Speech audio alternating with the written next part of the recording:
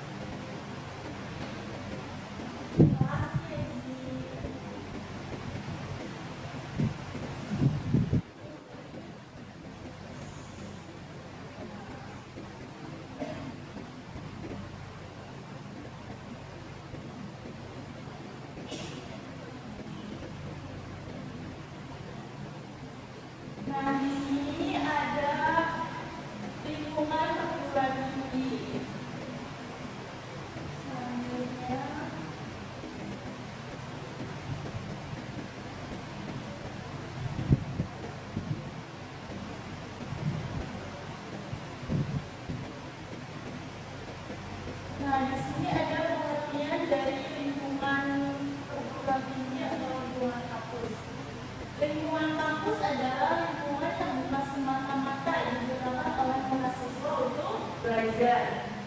Namun, lingkungan kampus juga dapat digunakan oleh mahasiswa sebagai wadah untuk mengembangkan potensi diri. Jadi, di kampus itu bukan hanya untuk belajar ya, tapi mengembangkan potensi diri kalian semua. Nah, segala aspek potensi diri dapat dikembangkan melalui fasilitas-fasilitas atau lembaga-lembaga organisasi yang disediakan oleh pihak kampus. Potensi diri ini akan menjadikan soft skill yang mana akan sangat berguna bagi mahasiswa untuk dapat meraih capaian-capaian target selama belajar di universitas. Bertakwa pada Tuhan Yang Maha Esa, berakhlak mulia, sehat, berilmu, cakap, kreatif, mandiri, terampil, kompeten, dan berbudaya untuk kepentingan bangsa adalah di antara soft skill yang menjadi tercapai tujuan dari pendidikan. Nah, jadi atas dasar pengembangan potensi diri mahasiswa ini maka organisasi hadir dan dibentuk sebagai wadah mahasiswa dapat mengembangkan potensi yang dimiliki agar dapat menjadi sesuatu hal maksimal yang dimiliki oleh mahasiswa. Potensi kepemimpinan, kedisiplinan diri, manajemen, serta sosial akan berkembang selaras dengan keikutsertaan dalam berorganisasi. Jadi bukan hanya di sekolah aja ada organisasi, di tempat kerja juga banyak organisasi yang kalian bisa mengikuti untuk mengembangkan potensi diri kalian. Nah, soft skill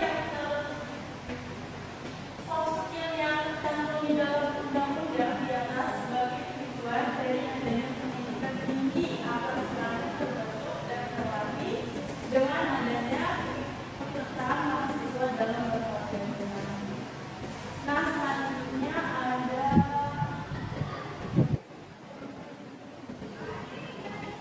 karena kalian sudah kelas 11,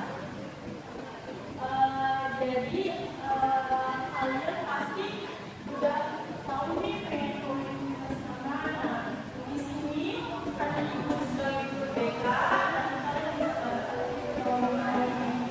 memasuki universitas yang kalian inginkan. Nah, di sini ibu akan memberikan tips memilih perguruan tinggi.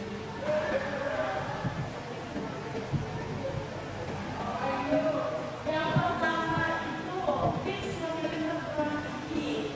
Pada kenyataannya, menentukan pilihan memiliki banyak dimensi atau dampak.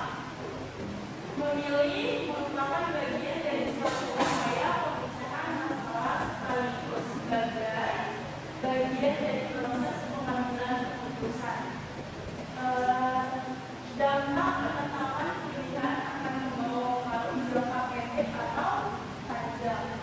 Kalau kalian mengambil keputusan itu akan memberikan dampak efek yang sangat panjang, baik berupa keuntungan ilmu kalian sendiri yang diperoleh maupun resiko yang diri kalian sendiri. Demikian juga memilih perguruan tinggi merupakan keputusan yang akan berdampak pada masa depan seseorang.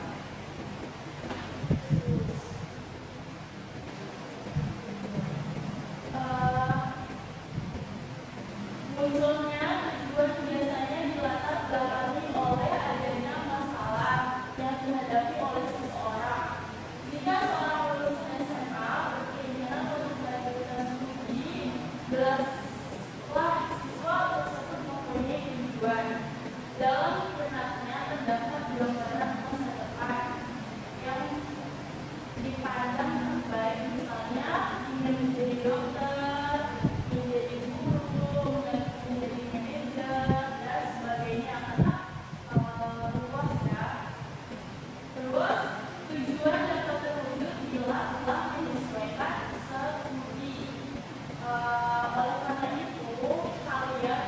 lulus SMA mempunyai tujuan yang ingin dicapai, yaitu kuliah di perguruan tinggi.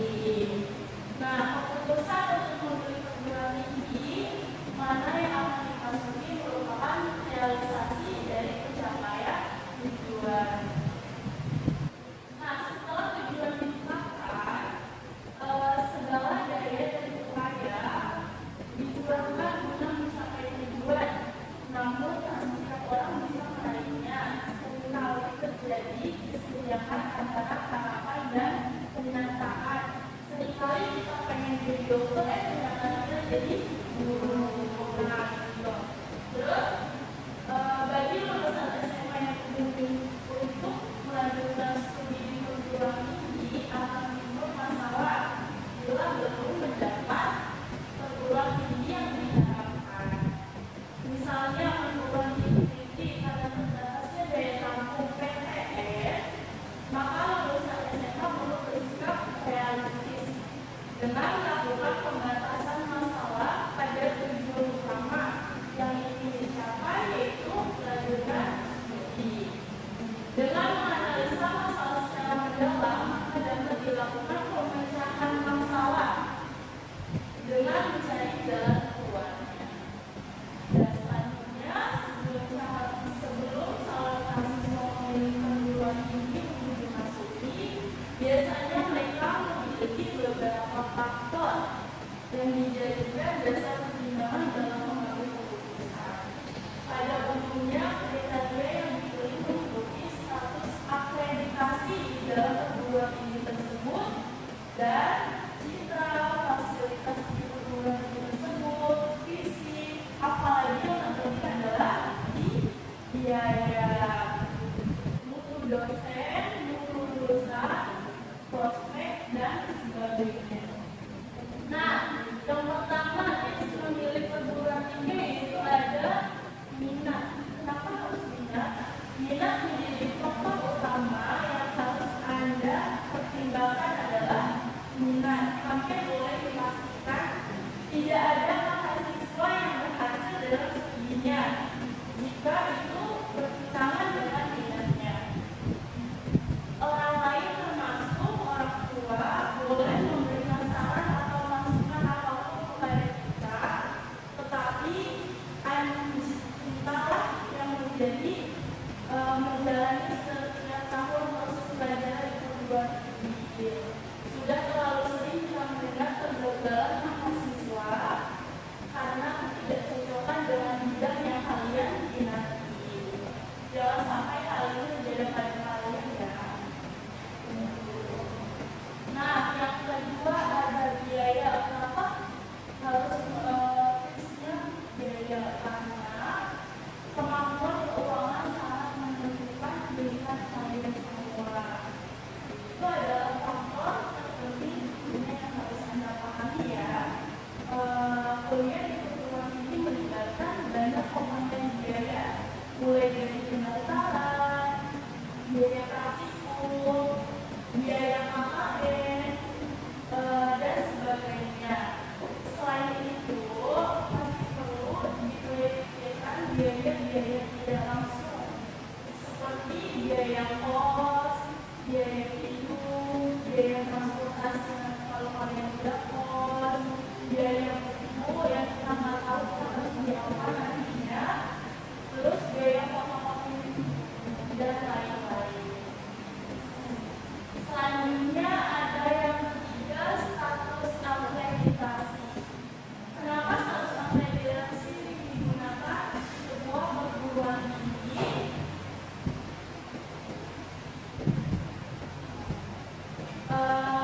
Maupun swasta untuk mengiklankan dirinya, karena status akreditasi itu penting bagi perguruan tinggi. Status akreditasi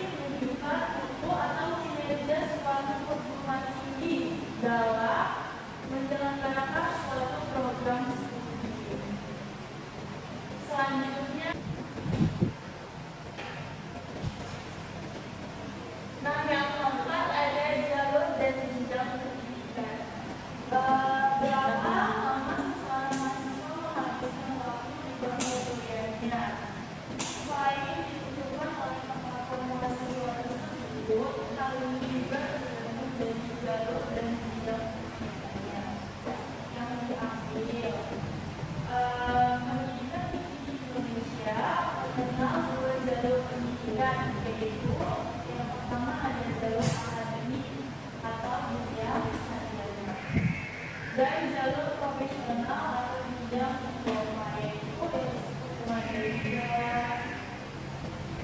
Jalur akademik menekankan pada penguasaan ilmu pengetahuan, sedangkan jalur profesional menekankan pada penerapan keahlian.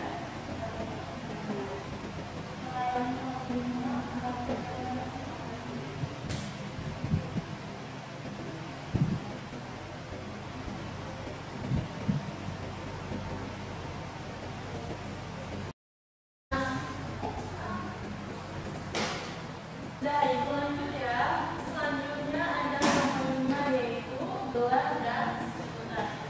Setelah lulus dari perguruan tinggi, seseorang akan mendapatkan ijazah atau gelar akademis seperti sarjana sains, yaitu SSI, sarjana kimia sains, yaitu SPPSI, sarjana hukum, yaitu SH atau sarjana hukum.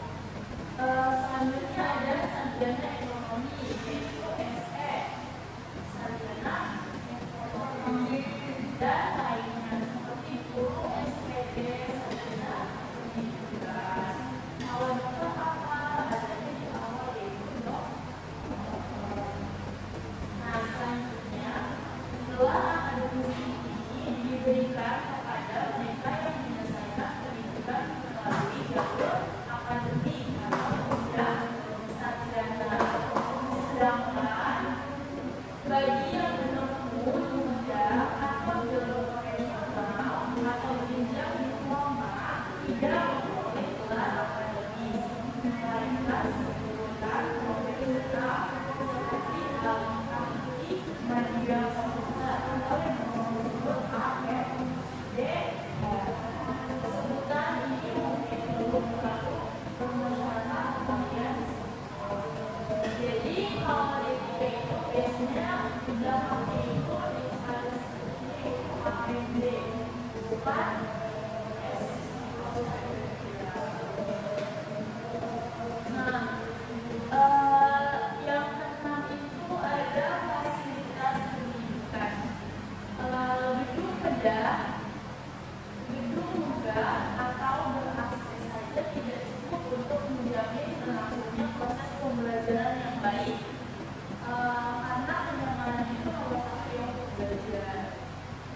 Nah, fasilitas pendidikan pada suatu perguruan tinggi lebih pada ketersediaan dan kelengkapan laboratoriumnya, ya, atau biasa itu komputer, akuntansi, bahasa, dan lain-lain seperti bengkel, studio, dan perusahaan sangat diperlukan untuk menunjang keberhasilan mahasiswa. Mahasiswa tidak hanya dituntut untuk menguasai wawasan keilmuannya, tetapi juga diharapkan dapat menerapkan di lapangan. Terlebih untuk jalur pendidikan profesional yang lebih bersifat aplikatif dan menekankan pada keterampilan. Sekali lagi, jangan hanya tampilan fisik yang perlu diperhatikan. Boleh saja suatu perguruan tinggi memasang foto-foto gedungnya yang megah atau laboratorium komputernya yang canggih. Tidak ada salahnya untuk mencoba menanyakan kapan mahasiswa berkesempatan untuk menggunakan fasilitas-fasilitas tersebut. Jangan hanya 1-2 kali per semester atau hanya untuk mahasiswa tingkat akhir saja. Perhitungkan juga jumlah mahasiswa yang harus menggunakan fasilitas tersebut. Nah, yang terakhir, yang ketujuh ada kualitas dan kuantitas dosen. Perkembangan suatu perguruan tinggi, khususnya perguruan tinggi swasta, dapat dilihat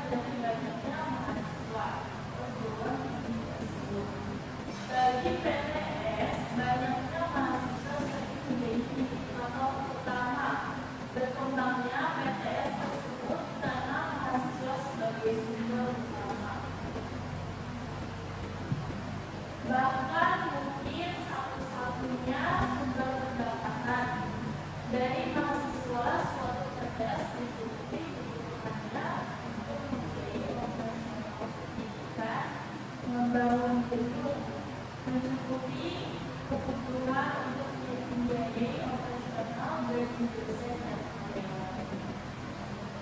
Nah, oleh karena itu ada kecenderungan PTS untuk menggali sebanyak mungkin potensi ini, baik secara kualitas seperti membesar uang, memperbesar uang minum dan uang kuliah, maupun kuantitas seperti dengan menerima sebanyak-banyaknya mahasiswa. Nah, selanjutnya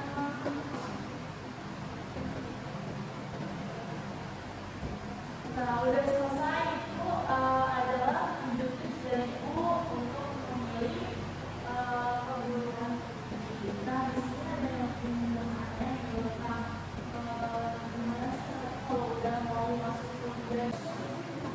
Ya baik, di sini apakah ada yang ingin bertanya tentang dasar perguruan tinggi itu? Ya, cukup.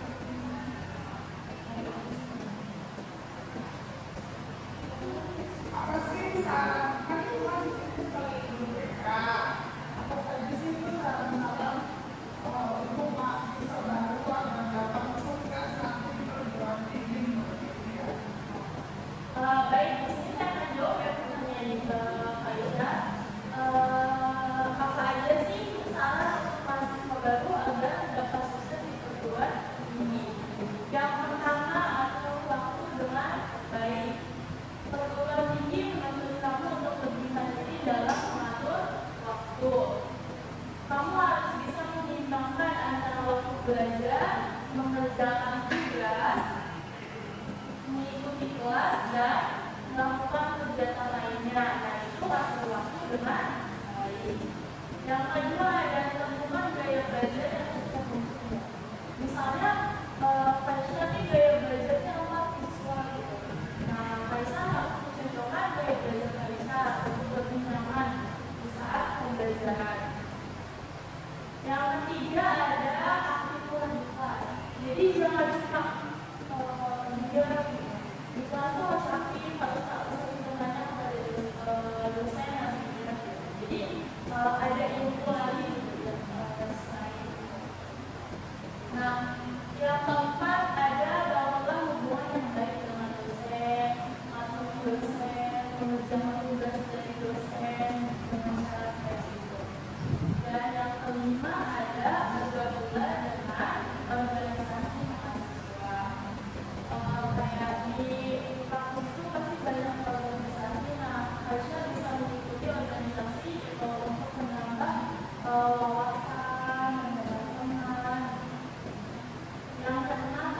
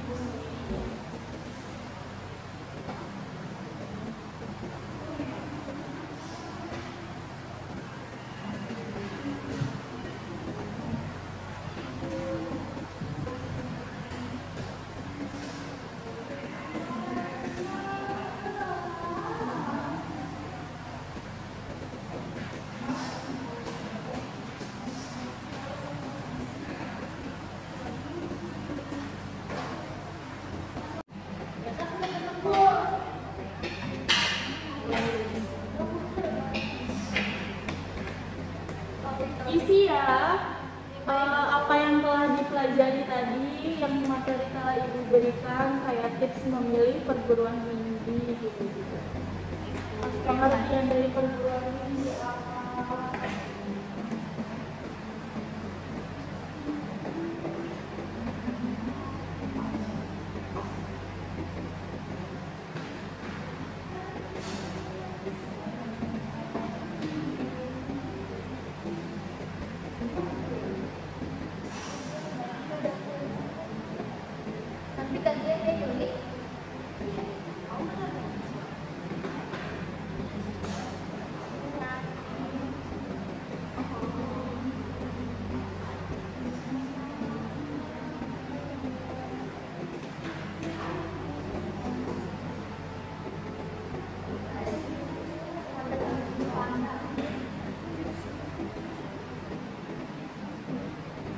Nazwa isinya.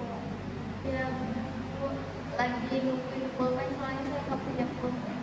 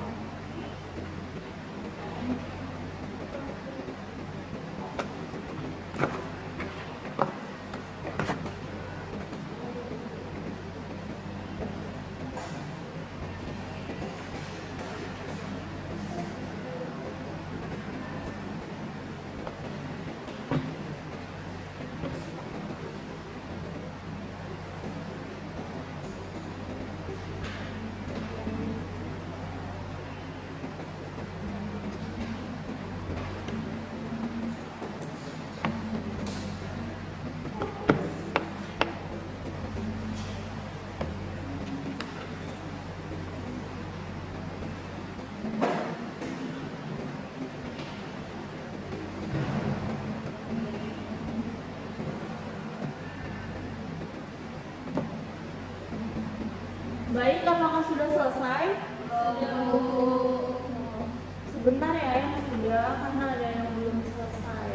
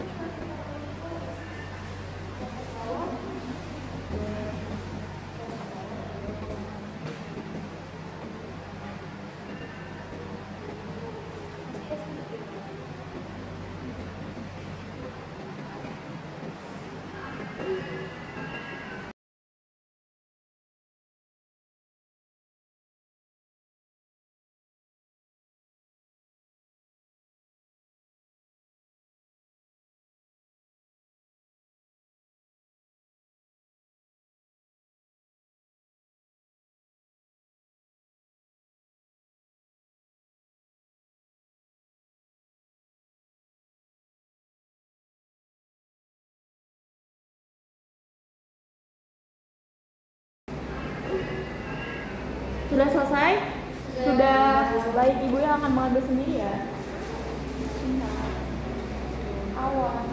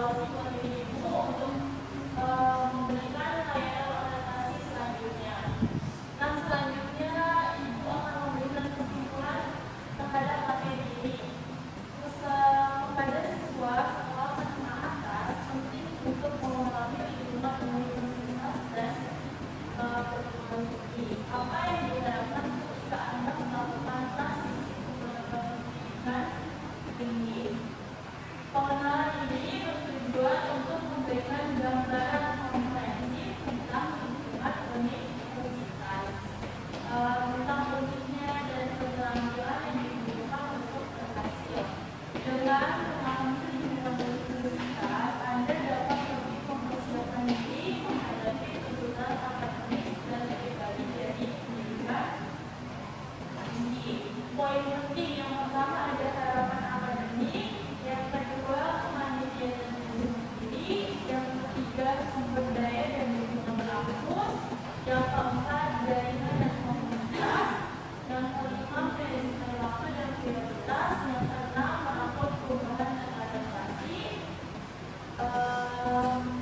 Jadi dengan memahami lingkungan universitas dan tuntutan uniknya, Anda dapat mempersiapkan diri dengan lebih baik untuk transisi ke pendidikan tinggi.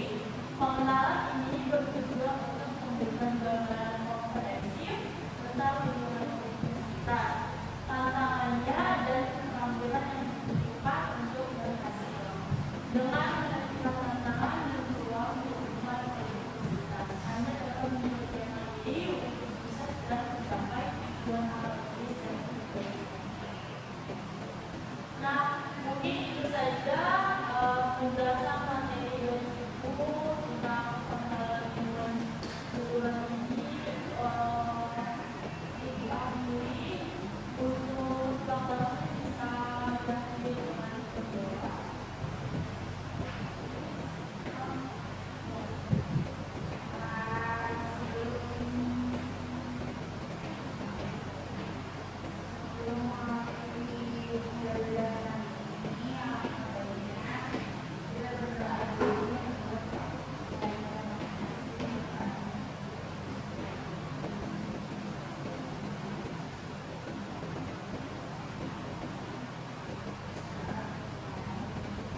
Terima kasih sudah memberikan waktu.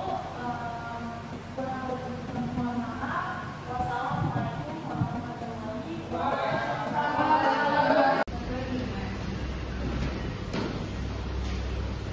Terima kasih ya anak-anak. Sama-sama Ibu.